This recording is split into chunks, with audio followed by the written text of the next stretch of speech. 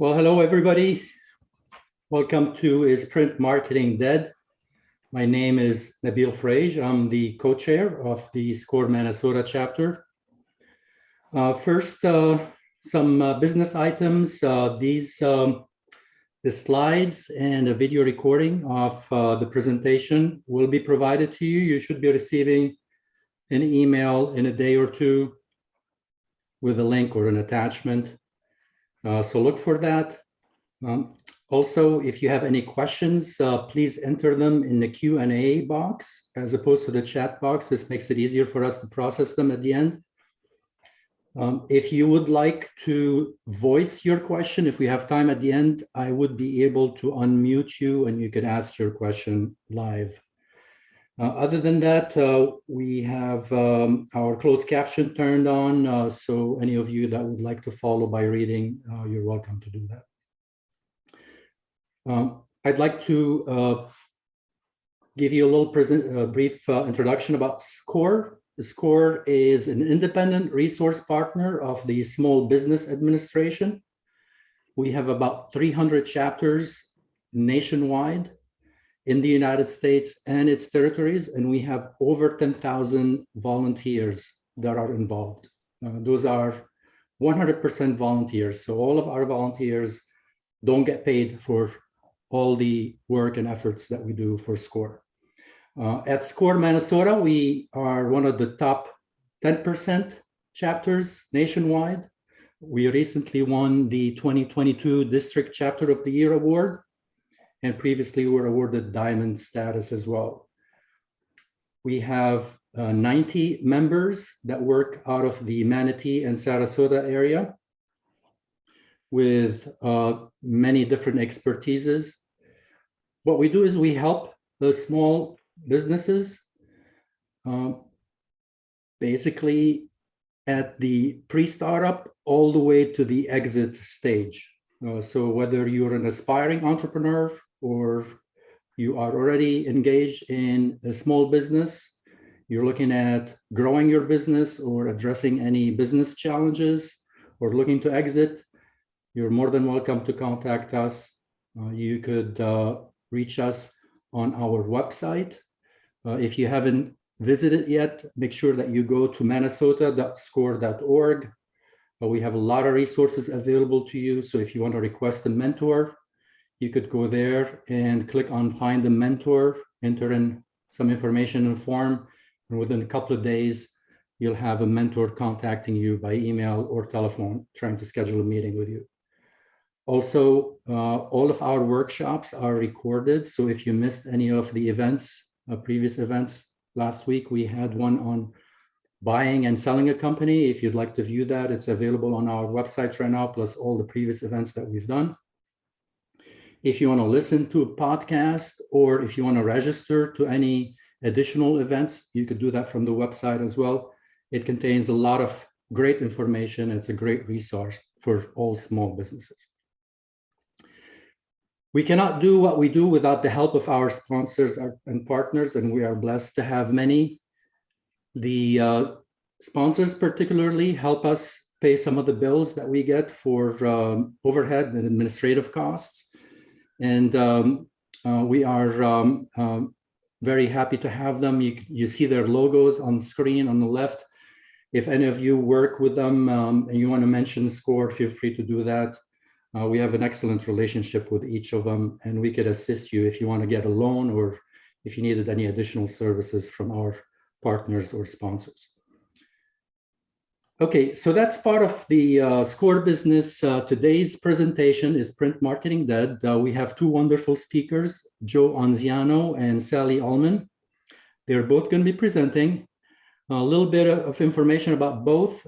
Joe Anziano operated Advantage Print Design. It's a company that he ran from 2006, and I think he sold it a few years ago. Is involved in graphic design, direct marketing. And Joe is skilled in marketing material development and production, as well as direct mail marketing. He participated in many trade shows, creating themes and developing marketing materials. So Joe's going to be presenting the first part. that relates to print marketing. And then Sally's going to follow. Sally was awarded Expertise Badge as one of the best portrait photographers in Sarasota. She's skilled studio and location photographer, specializing in visual branding. She received the Philadelphia Art Directors Award, Benjamin Franklin Gold Award, and a listing in Who's Who in American Photographers. She published many, many times in books, magazines, and advertising promotions. Sally will be presenting the branding part of the presentation. So without any further ado, I'm going to unshare my screen, and Joe, please feel free to share yours and take over for this. Okay. Thank you, Nabil. And through the magic of television. Okay, here we go. Share. And we move over to here. So, good morning. As you heard, I'm Joe Anziano, and yes, I did own a print marketing business for about 14 years. Sold it, thank goodness, in 2019. I'm no longer associated with print marketing, so I'm not here to sell you on print marketing. But my goal here is to open up your eyes to the possibilities and hopefully present some useful tips along the way about how print marketing is used today and coexists with digital marketing. Print marketing will change, but it will never die.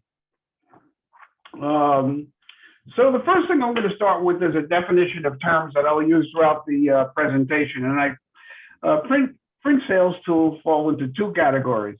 The first one is a pre-sales tool for customer acquisition.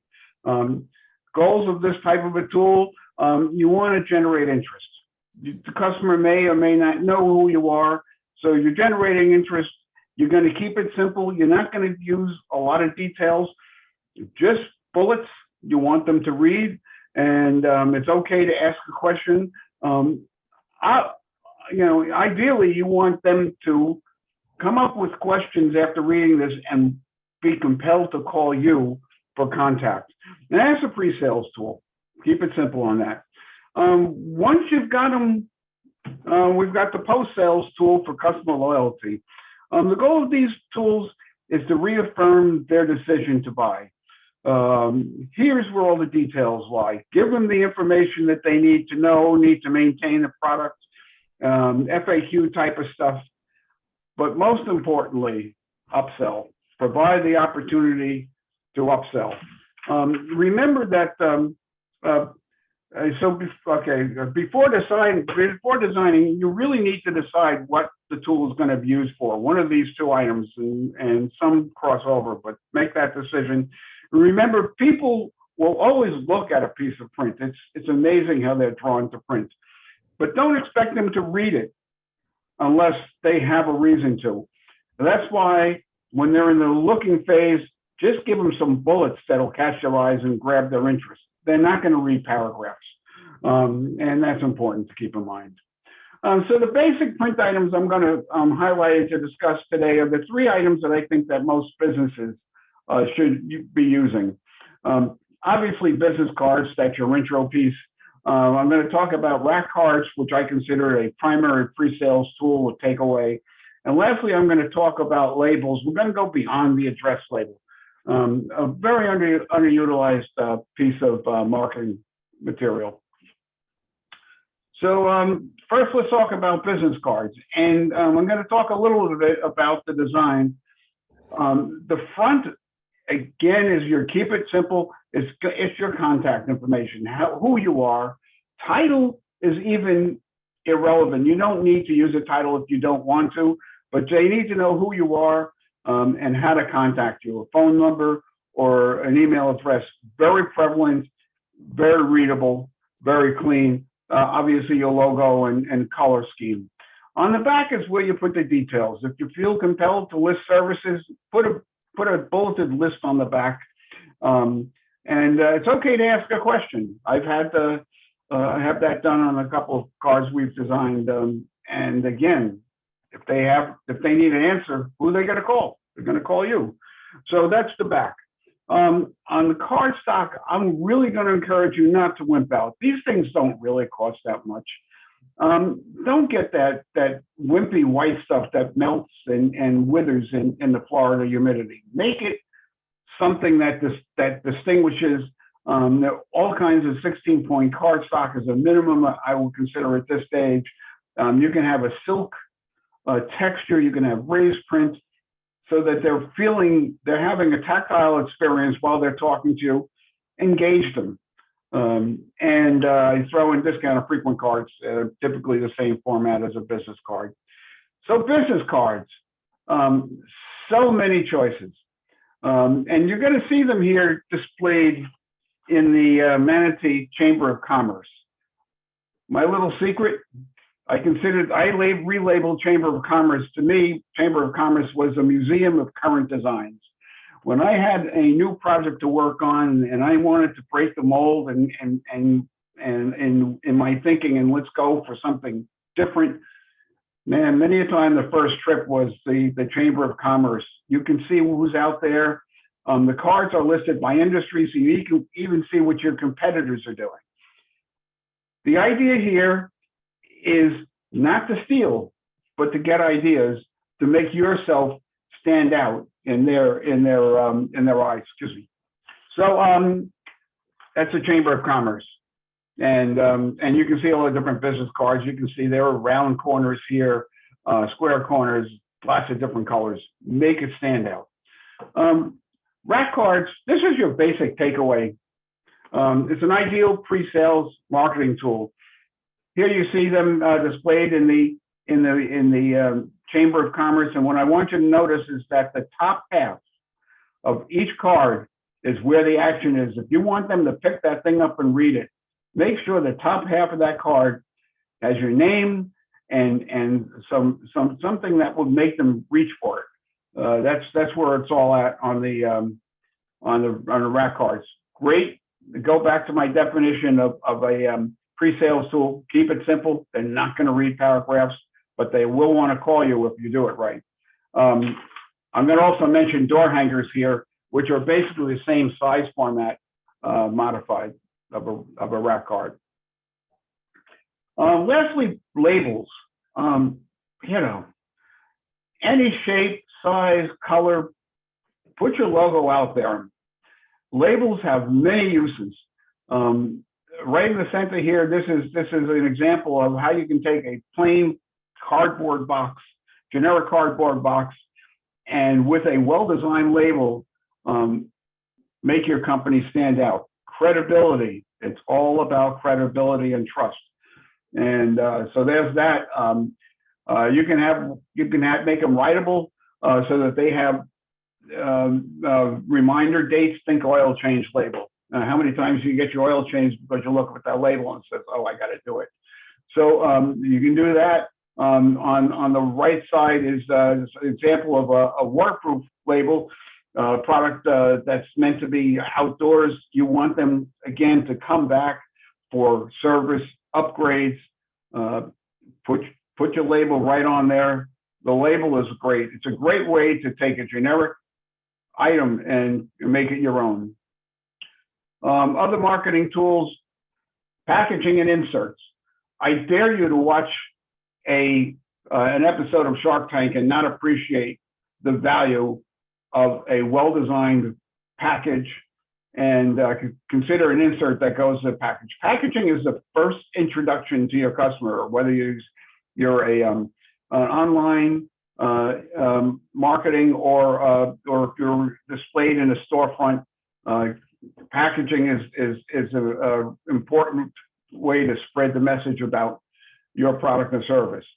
Trifold Brochures, when I started in 2006, when business walked in, the first thing we gave them were Trifold Brochures. They're not used much today with the internet and out there.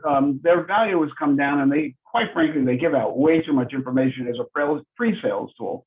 But for a post-sales tool, they're excellent. You've got a lot of services. They may have come into your company for one service. Here's your opportunity to upsell them. And again, there's nothing like the love affair of a printed piece in your hand that get them to read it. So they still have a role, but it's a little bit different today. Menus, I love the QR codes, but when I'm viewing a menu on my phone screen, I'm not seeing the whole thing. A printed menu in their hands, and I'm going to use that word again, it's an upsell opportunity. If you're worried about wear and tear, there are artificial papers that are waterproof and tear-proof. But I suspect once we go back after post-COVID, I expect menus to play a more prominent role. I'm already seeing that happening. Miscellaneous things, flyers and handouts, posters, obvious stuff. Pocket folders, if you have a large sales package, a large package of sales information, you can put it in a pocket folder. Customized pocket folders, do the math. They're expensive. They're typically $1 to $2 each with a minimum of 500 quantity to get to that price. So, little easy tip is to go to Staples, buy a generic white folder and customize it with a label. Tie back to my previous slide. QR codes, don't forget QR codes. They disappeared for a while. The phones took the QR code reader apps off. Now you point your camera and it comes up. This is the way you connect the static marketing piece, such as print, along with your digital web page.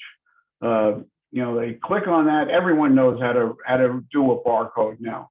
Like Review Us. How many times have you sold to a customer and they failed to come back to enter a review? Put a link. Most of the times, I don't know which site they want me. What site they want me to do the review on?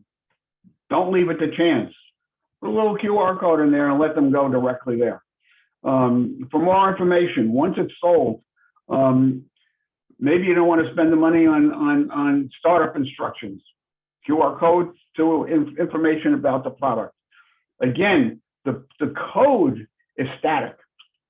That code you print and it's out there for a couple of years maybe, but wherever it points to a web page, and you can change that at will. So now you've done the connection, and that static mark makes it current. So you keep confirmation code. I like to have it point to a unique URL. Why? I want to be able to track usage. I can use Google Analytics to find out how many people are visiting that page from my print marketing piece, and get to understand it. And I love the phone number. I don't know how many people know that phone number is connected with QR codes, but they see a phone number and then they're going to sit there, open a phone and type in those 10 digits. Hey, take a picture of with the QR code, hit call, remove the barrier. That's what it's all about. So QR codes is a great way to update it. Direct mail, I'm not here to sell you on direct mail, but I do want you to be aware that this is out there and it's a useful resource. It was a large part of my business in the day. I love this picture because it shows 4 different size postcards. Here's the dinky 4x6, which I wish would go away from the face of the earth. It's cheap, and you don't really get much information on there, and you're not going to grab attention. The 5x7, 6x9s are pretty good for standard. And then we've got the super card, 6.5x9 or greater. And this is EDDM, which is another type of email, another type of direct mail tool that you have. We included this slide because everyone wants to know what's the payback. I'll be honest with you, this will be in your handout. You can go through it, but take it with a grain of salt. This is from a 2020 survey done by USPS. A little bit of bias in that, don't know. But the statistics may not be dead on. They do point out the fact that people have a reaction to direct mail. Here's a simple way that I use to calculate that payback. And it's very simple. So I'm going to make some assumptions to go through a calculation. Let's assume that you send out 1,000 pieces. The cost of that 1,000 pieces is $750 to $1,000. That includes design, print, and postage mailed. Now, maybe on the high side, sometimes we can get it down to 50 cents a piece, but I'm going to assume that's as expensive as $1 a piece, just to stretch the calculations a little bit. I'm going to assume a 2% reply rate. I feel that from experience, that's a very attainable goal. You can do much better. Frankly, you can do worse. So I'll talk about how to control that in the next slide. But let's assume that you get a 2% rate. That means that of all the cards you send, 2% of them are qualified prospects and call you back. The last piece we need to know is what's the lifetime value of a client to your business? And I'm going to say $200 for this example. I get a client and they come back and I make $200 profit on that client. That excludes referrals that they pass on, et cetera, et cetera. So we're just going to use that. Calculate this for your own business. You probably know what it is. So let's calculate the ROI. So we've got a quantity at 2%.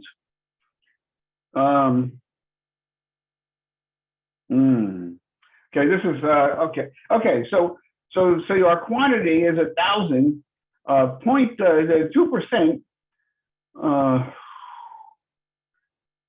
I apologize. This is not the way I meant the slide to come out. But what you want to do is 1,000 times 2% gives you the number of prospects. You get 20 back. Oh my God, I sent out 1,000 cards and I only got 20.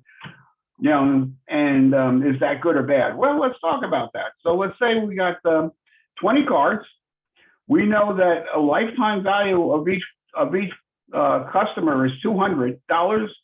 So that's $4,000 of business in your pocket, just based on that mail campaign. What did it cost you? Well, it cost you $1,000. So you netted $3,000 and you got 300% return. That's a sample calculation. Check all your assumptions. There are 3 types. I'm not going to go into that. This I do want to spend seconds on. My shortcut is don't cross your I's when you're trying to figure it out. Dot your T's. Design. Get a design that'll attract eyeballs. They're going to see it. Will they read it? You have 2 to 3 seconds. Keep it simple, clean. I would tell you not to be too slick, but that's just from experience. Offer, once they read it, is the offer that what they read, are they going to want to follow through on it? Do they really perceive that as a value? And all that also depends on the 2 variables, target and timing. Did you send it to the right people, the list, and timing? Well, they may like the product, they may like the offer, but maybe not today. Maybe they'll put it in the drawer for future reference. So there is some delayed payback. Signs I'm not going to spend any time on, but I love these outdoor lawn signs. They're part of businesses interested in guerrilla marketing. I've used it successfully sometimes. Of course, the 7-foot retractable is great for trade shows and lobbies. And of course, you've got the car door signs. I've actually called a few point of sale signage. So just in summary, let's talk a little bit about what the pandemic has done to the print industry. The unfortunate truth is that paper is a critical resource. The print industry is actually raising this point with Congress at this time to get some help here. So what that means is that your local print shop may not always have the paper they want to fulfill the order as originally so. So the result is sometimes the prices are unpredictable, but the shops I talk to aren't really necessarily going to pass the prices on. The bigger thing is the lead time. So talk to your shop. If you ever drop that date, if you have a trade show and you need that stuff in your hand by June 1, make sure they can get it there. With the pandemic, this becomes something to take into consider. My last slide is, do you need a graphic designer? I'm sure Sally is going to cover a lot of graphics on there, but when it comes to print, I used to have a math professor that told me when I asked him, hey, can I take a shortcut on this calculation? Standard response was, shoot yourself. You know, do you know how to do the design? The term, the need for bleed comes to my mind. When it comes to print marketing, there are tricks to making a file printable. Just because it looks good on the screen doesn't mean you're going to be satisfied with the printed product. So do your homework on that. Lastly, I'll state that you can use VistaPrint to do the design in VistaPrint. Nothing wrong with that. Be aware that in the future, if you need a redesign and you did the design on VistaPrint, you don't own that design file. So you're going to have to, if you have to contact a designer, that designer chances are going to have to start up from scratch. Something to keep in mind. So that wraps up my presentation on print design. If you have questions, I'm sure you can ask that. And I'll pass the baton back to Nabil to control and Sally to do the next part of valuable information. Thank you. Thanks, Joe. If you don't mind on sharing your screen, and while you're doing that, there's a couple of questions that came in. One of them asked, what is the best place to order your print marketing from? You mentioned VistaPrint. What do you recommend? What is the best way? Best place to order your marketing print from? Well, that's what I'm looking there. I'm looking the best way to order marketing items.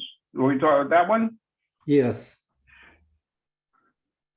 I'm going to tell you, consider a local printer only because of the situation with the pandemic. And if you're not familiar with the different materials, that's the way to get it. You can order online, and there's nothing wrong with that.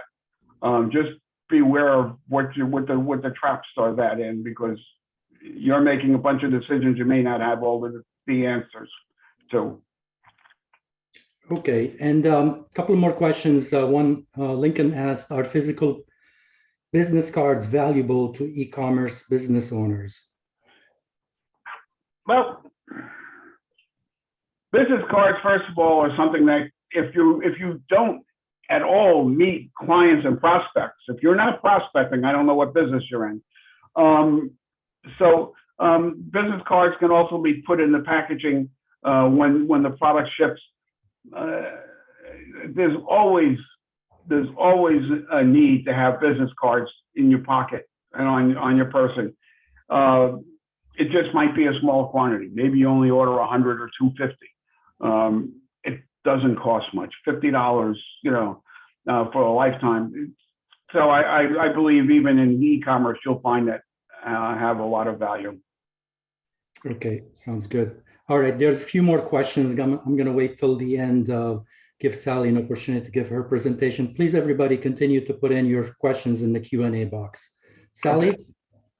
Good afternoon, everyone. My name is Sally Ullman. My expertise is in branding, but my role today is to present our promotional items still valuable. And we just heard Joe speak so favorably about print. And print is not dead, it's very valuable. And you will see that promotional crosses over into this type of presentation and value to your business for you to add something that you can be remembered by. So next slide, please. Nabil, yeah, thank you. Today, this is the overview of this presentation. Why do we use promotional items? I'm going to give you a touch of branding. How do you determine what's best for you in promotional items? Virtual meetings, which addresses the e-commerce question versus the in-person meeting. What's new in promotional products for 2022? And then I'll summarize what we're talking about in general, and hopefully you'll have some questions that we can answer for you. So thank you. All right, so I'm going to start with why we use promotional items. Next slide, there you go. Well, you're using it because you want to influence the market that you represent. So the very first thing that you want to do is identify your market. And I'm sure that all of you have done that if you're in business, but it's something you need to readdress and constantly target. So targeting your market, understanding who you're trying to reach, valuable to keep visiting over and over again. Why do you use promotional items in that? Because you want to be remembered. I'm going to address the statistics of using promotional items in a separate slide next, because it's really eye-opening. You want to be memorable. As I said, you want to influence your market. When Joe was showing a rack card presentation of a lot of different cards, and when also he showed the slide of the mailbox opening, which ones were you attracted to? So showing, you want to show the design to be very memorable. Again, we're going to influence our market by doing that. Now, use promotional items to show appreciation to very good clients. You use promotional items to have people have something if they visit your table at an event. You want to decide how you are presenting yourself to the public, and you might do a variety of things. If you're a type of business that visits a trade show, or you go to meetings where you actually do have a table presentation, you know the value of promotional items is very important to that presentation. And trade shows, it's invaluable. You have to have something to display about yourself. Now, these kinds of in-person meetings and trade shows are coming back into vogue post-COVID. So it's time to consider the promotional item value again. Next slide, please. So this is the statistics portion, and it's no secret that promotional products are everywhere. It's a multi-million-dollar business, billion-dollar business, excuse me, and it's whether you have a couple of free t-shirts in your closet or lots of pens on your desk, or maybe you open your kitchen cabinet and it's got mugs that have a name of a business on. You know that you collect these kind of items when you're given them for free, and they're extremely valuable to you. So you want to stop and think about how effective your logo and your design is on items like this. And also we'll touch into the budget that you would have to consider. So let's go into some of these statistics. It's important that we just broke this out as a separate slide today, because the statistics, with me reading them, is not as valuable as you having this later. So you can see 100% of people will go out of their way to go to someone who has a promotional product to give. And usually I would say this statistic is brought up from trade show use. So as you know, if you've been in there or you've been displaying yourself in person at any event, that people are attracted to your table or your presentation because you have something to give them. So that's not a surprising statistic. 60% of people keep this product for at least 2 years. So you know you're getting longevity out of it, which is also something we're going to address in how do you pick the product. Okay, so 53% of people use the product at least once a week. I'm basically reading what I was going to talk to you about here. 72% of people equate the promotional items quality to the quality of the business that has provided that product. Again, this we will address separately in the budget time. 90% of people own branded drinkware. It's one of the most popular, even though apparel is the most popular type of branded promotional items. And we all know that we seek branded items sometimes in retail stores for that reason as well. So there is a recall, an 89% recall on branded products names for as long as 2 years. And 70% of brands consider promotional products effective in achieving their marketing goals, just like print marketing. This is another aspect of print marketing. You're using a product to represent yourself, and it is very important. A lot of people feel, over 50%, that it's very valuable information for you to have shared something of yourself as a memory piece for the advertiser to the consumer. It's very valuable.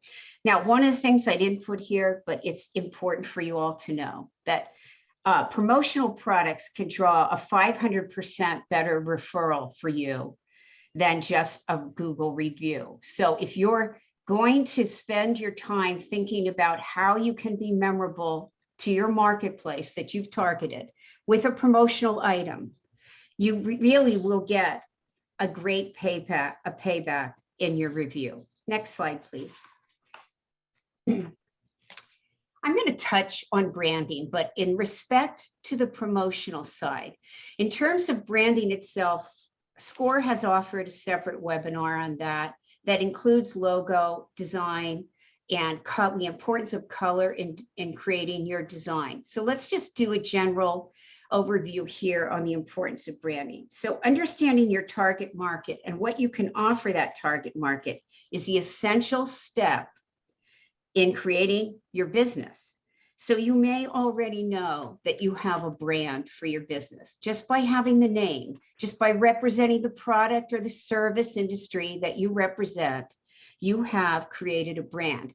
Now it's up to you to optimize that brand either through your online presence, social media, which is not being addressed in this seminar, but you can do it through your print material, your promotion material, the way you brand. You may have colors that represent your business. All of that is part of building this brand. And when you are searching for brands, one of the questions I think I saw before I started speaking was, where do you find these items? I've got to tell you that for this presentation, I met and interviewed local people who sell promotional items, and I spoke to them, but I also did my research online. And you can Google anything and you're going to find a promotional product that will represent something. I advise you all to do that, regardless of if you know or have used a certain product. If you represent a health industry, there's an amazing amount of products that you can represent, but I challenge you to go beyond the obvious. So as someone noted, pens are the obvious trading promotional item here. That's because economically they fit a lot of people's budgets, but I challenge you to go beyond that. And that's part of this presentation, and we'll get into that too. But if you Google anything, this is an example of what a search might bring up for you. You can see that the prices of the products are all over the place. I mean, you can start with a pen, and we'll get into this in the cost portion of this. But how you determine what your budget is important, and you will keep certain things in mind. So this is an example of a search. I challenge you, as I said before, to go beyond the obvious, go beyond what people are thinking that you're going to give them. Next slide, please. So ask yourself, to sum up branding, what is my specialty? Who is my audience? And how am I going to be remarkable for that audience? And how is my specialty going to be remembered? Next, please. I'll get into this just a second. In terms of branding, just once again, it's very important on all of these products, including the print portion of this presentation, that you are representing your logo, definitely your name, your phone number, and I'm not sure about the address necessary. It depends on how much space you have here, but you've got to make sure that it's getting your name out there. So how do you determine what's best for you? So price points and longevity of the product are very important factors, and they go hand in hand with printing. How does price points and longevity of keeping the item that you're about to print or the promotional item you're about to buy, how does this factor into it? And also shelf life of the product itself. What do I mean by that? Well, it's about whether or not this product has multiple uses. So are you getting a lot of use out of an item? There are economy choices that are really good for your budget, and they include some of the items that I've shown on this slide, which are notepads, and these are reader glasses, pens, of course, and the different amounts of qualities that can exist in a pen. The calendar. Let's talk about how easy it is for you to give some of these out. For the people who are dealing with virtual clients or just doing online work, we want to talk about whether or not you're going to get into the expense of mailing them. But in terms of shelf life, look at the notepad. First of all, they're very affordable and they come in many different shapes and quantities of sheets per page. And if you hit a sale on something like that with a promotional company, it's a very good value for you. Now, imagine sitting at a desk and writing a note to someone, handing it off. It's got your logo on it. Now it's got a life beyond your desk. And if you give the whole notepad out as a gift to someone or a memory for you at a trade show or at an event where you're representing your table, you now have a future life of every page on that notepad going to someone different, right? That's a great shelf life use of a product. The pens have the same effect. First of all, they're economical. You can get things very low in price per piece. And that is the way promotional items are governed. They're governed by per piece, minimums, and setup charges. So when you're doing a promotional item, one of the things you want to keep in mind as you're introducing your knowledge base to what is out there for you, in addition to the longevity of the product, you want to make it also coordinating to your target market, to your type of business, and does it have value to save? Look at the calendar. It's a very inexpensive type piece. Does it fit your business? That's a challenge for you to think about. But if the size of the calendar and the photographs or the pictures or the drawings or whatever you represent of your products are on this calendar, you're going to get a 12-month shelf life for use of people to see your name on a consistent basis. Short use, we're talking about longevity here. There's also short use products, and that would be something like a food product. Or if you're mailing a product, we're going to keep that price in mind. Next slide, please. So the level of quality of your investment, again, remember, there is an association with the quality of the product with the investment you're putting in and what that represents for your business. Let's address the fact that we're all still doing a lot of business virtually. Some of us are doing business on Zoom. Some of us have businesses that are reaching far. They're not local. They're reaching other clients in other cities and towns. And of course, the in-person meeting is now returning. So you have the opportunity, as we've just stated with everything we said, to hand something out in an in-person meeting. So I'm sure we all understand the value of that. But in the virtual meetings, there are ways that you can address and be remembered in those meetings as well. So let's just talk about that for a second. Maybe you can gather the email list from that group. I hope that you have access to the email list of your Zoom group. If you're doing one-on-one Zooms, of course you do. If you're doing, let's see, if you're going to do a memory piece to someone that you can mail or email to, you have some choices here. First of all, that business card that you designed can become part of your logo. It can be used at the bottom of your email as your signature.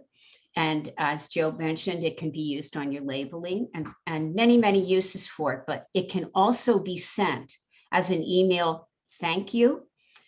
You can attach a gift certificate to it. You could research your market for where these people live. If they're not local, you could research the market of where they live and send them a gift certificate from a local coffee shop or something that you can afford from that area. And that's a very thoughtful follow-up. So it kind of is a different kind of promotional item of yourself. So think about the use of gift certificate on email. And the other part of mailing, which goes into the how much money are we spending per product here? If you don't need to have a low budget item because you're handing it out all over the place locally, but you can spend a little bit more money on a product to someone more like a gift, then you can mail it to them. And that promotional item will have all of your information on as well. So just to summarize that, you will personalize all of these promotional items. You're going to mail it or email it with a gift certificate, always using your logo. And that's one way to do it. So let's go to the next slide. Every year, there are with these big promotional companies, and there's big ones online, there's local ones that you can use. Your local print shop might even sell promotional items, so I advise you to be contacting them first, start comparing and looking at things that way. So there's always a trending product, and I'm not sure that this is exactly new for 22, but it is something that came up as a trending item for 2022. And that is the fact that you're thinking through, again, with your price point, on what is a long-lasting product and what will send a message to your clients. Well, these are all recyclable items, things that are eco-friendly, a very catchy term. So just to take a look at them, there's a product that's as high as $17 here, and one is that's going to be as low as 60 cents, which is the bags. The bags, we all know about them. They are made from fibers, a lot of times recycled fibers, and that's what you want to look for. It sends a good message. They come in an array of colors, and your logo will be front and centered. It's a product. All of these products can be used over and over again. And that is the reason and the reinforcement for promotional items to stay alive and to be used. It's not at all dead. Print marketing is not at all dead. So a couple of examples here that I thought were unusual was the reuse of the fiber cutlery. Obviously, an umbrella is a very expensive item, but it's going to have multiple uses. And then there's the non-disposable straws and carrying cases and so on and so on. It's endless. It's just very endless. So these products can go from a low budget, like I mentioned, about 60 cents per bag, to higher. Now, I skipped over the importance of the minimums and the setup charges. So you want to stay in touch with your promotional product company or keep searching around, because certain items have low minimums because the cost of them per piece might be higher, and others have very high minimums. Around $2.50 seems to be the average quantity. And then you have the setup, something called a setup charge to put your logo on. So that's one reason you might want to really do some research on what printer or promotional company you're using, because once they've charged you for the setup charge to put your logo and do all of this on a product, and now they have it stored in their system, then you don't have to pay that setup charge again. So you don't want to be switching companies all the time unless you're okay with resetting up the setup charge.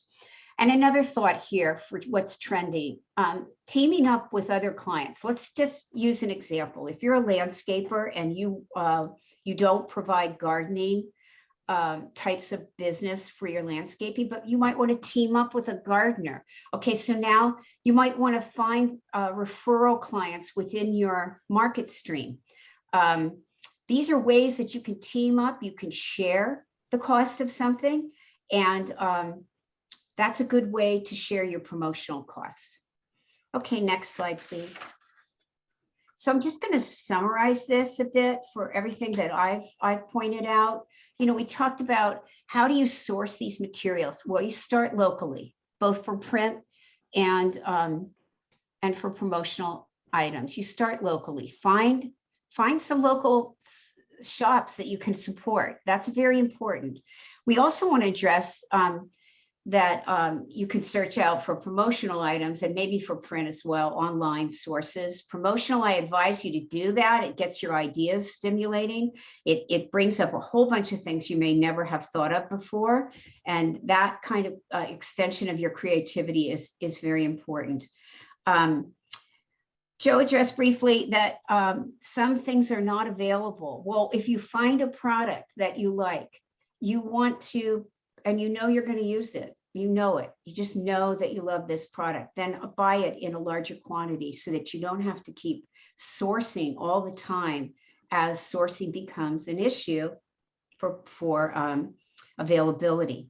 So when you don't want large quantities, it gives you the freedom to use multiple items over a shorter period of time. And that keeps you fresh. If you're always at trade shows, you're going to want to have fresh items. If you're just doing it to mailing to clients or doing something online or locally at business meetings, you don't need to be as extravagant with your items. It's a common sense, budget oriented, thought through process.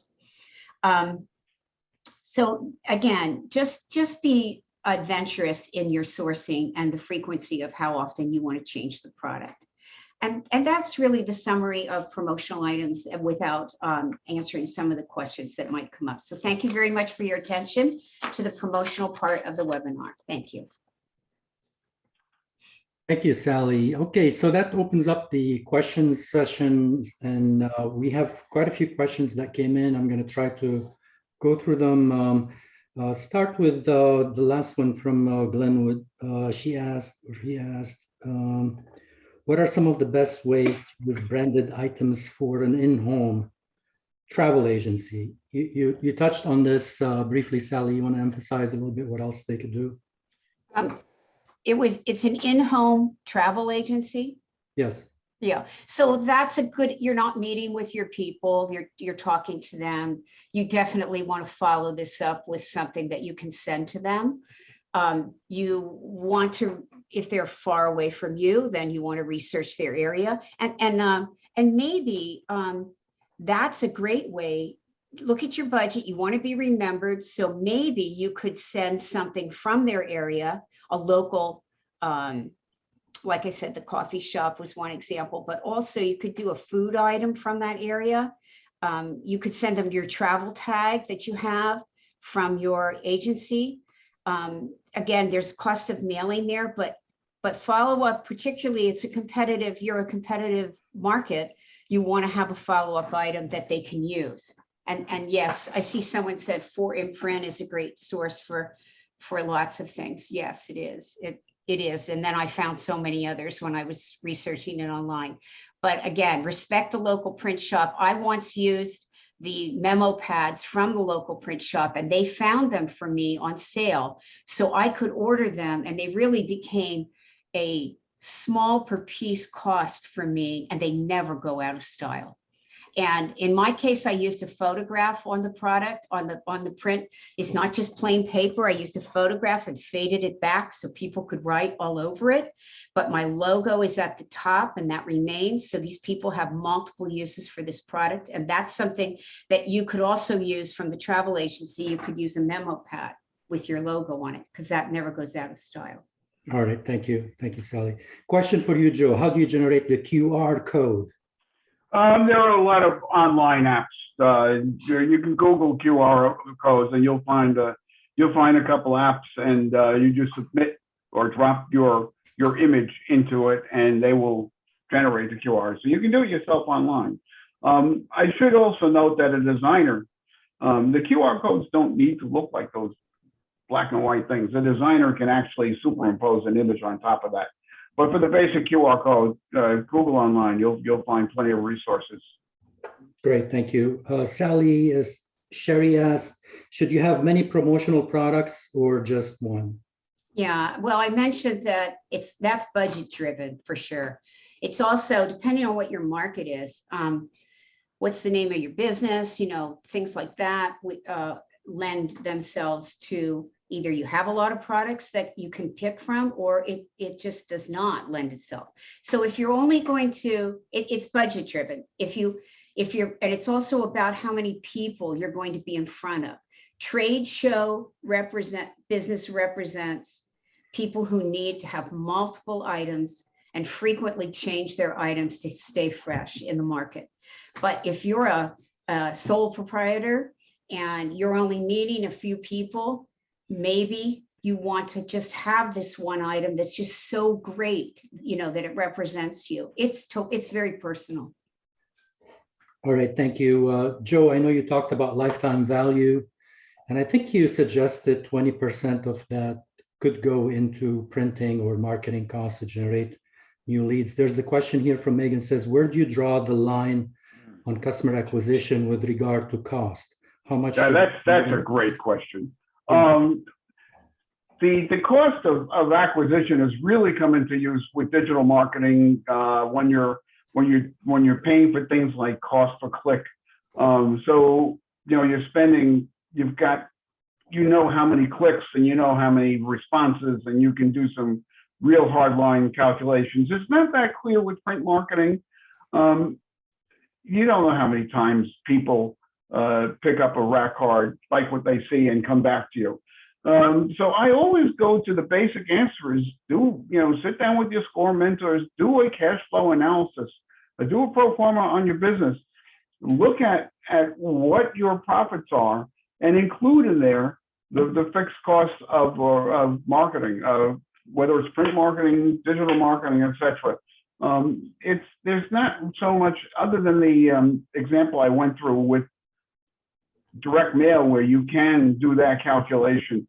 How you calculate the payback of a rack card, it's not that clear. All right. But just make sure that your budget is good. All right. Sally, Miguel is asking, I live in Puerto Rico, so we have two different areas that preferred different type of promotion. What is your recommendation of the type of promotion that we could use to get the max on ROI in areas that are very conservative or regional? I need to know what type of business that is, but otherwise my answer is only going to be very general, and that is that you need a promotional product that represents both areas. So without knowing what that is, I don't feel I can be specific in that answer. Obviously, you need promotional item for both areas. Because, yeah, I agree with you. Yeah, because you're representing two different phone numbers, two different addresses, two different markets. If he feels like sharing that subject, that would be helpful. Yeah. All right, Miguel, if you want to just add another question, but I agree with you. I mean, you want to target your customers after you profile them very precisely. So if it does require two different promotional items, then you should use two different promotional items. Nabil, I see a question that I have an answer for. There's one there that says, are there any tips for real estate agents? Well, I just want to use the example in the presentation of perceived value, which is a real estate market. The perceived value from the client is that market, that the real estate agent themselves is making a really large profit from the sale of that market. That's the perception, regardless of what someone might think. That's the perception. So therefore, the promotional item for that particular agent, you'd want to have a more unique item, a different item, something that represents value and quality, because that's the way. There's 7,000 agents here in Sarasota, and I know we're talking to people in other areas as well, but that comes into differentiation, which is all about branding. Yeah, thank you. Joe, question about what you think of digital business card, example DOT. Well, Sally mentioned, I'm not sure exactly which instance of digital business cards are. You can have a file with your digital card that you can attach your email. The purpose of printing is that they can have something in their hand. I mean, if you tell someone, hey, go to such and such, and in a 50-letter URL, they're not going to remember. Whereas if they have it in their hand, they're going to see it. If you can get that information in a digital format that you're sure that they're going to be able to see time and time again, that works as well. I'll leave it at that. All right, thank you. Okay, well, for the sake of time, we only have a couple of minutes, and I just want to share a couple of more slides with the audience. But those of you who asked questions, we didn't answer them, please feel free to submit a request for a SCORE mentor. Our mentors are very capable. You can actually ask for Joe or Sally to become your mentor, and they can answer all the questions for you on one-on-one sessions. Let me just share the screen. I just have a couple of more slides I want to share with everybody, and we can end the meeting after that. Okay, so just a quick reminder, our website. If you're interested in volunteering, you could go in and apply to become a SCORE volunteer. If you want to request a mentor, you could do that from our website. Our workshops, which this is 1 out of 4 series. The next workshop is going to be on digital marketing channels. Jeremy Petty is going to be presenting that. He is exceptional at making the different digital channels extremely clear for everybody. So if you're not taking advantage of digital channels, please make sure you tune in. Next week, you're all going to be pre-registered to that event because you registered to this one. Again, videos will be posted on our website. If you want to review this video later on, it should be available in a couple of days. And there are many additional resources. At the end of this presentation, you will get an email with the PDF of the presentation slides attached to that email. So you'll have them for your reference. There'll be a link to the recording. And you'll also be sent an email asking you to please complete the survey. We welcome your feedback. Give us any ideas about what other subjects you're interested in listening to.